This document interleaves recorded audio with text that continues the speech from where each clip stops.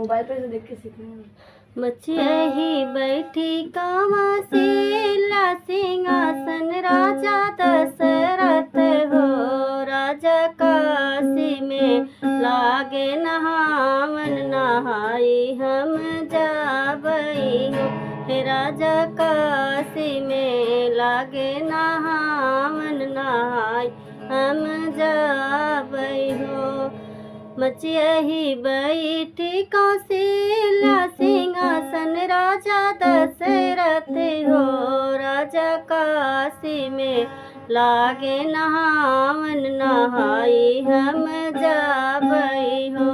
राजा काशी में लागे नहावन नहाई हम जाबई हो। कौने ही घटवा नहाब्यू कवन धतिया धोब्यू हो। हे रानी कवन दुअरिया देबु दान कवन मांगन मंगब्यू हो।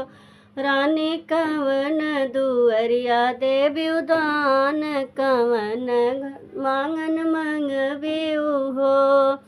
राम ही घटवा नहाबै लखन धोतिया धोबई हो।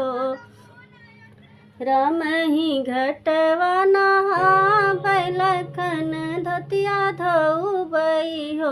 हे राजा बर हो दुअरिया देबै दान हई मांगन मंगबई हो। राजा बर हो दुअरिया देबै दान हई मांगन मंगबई हो।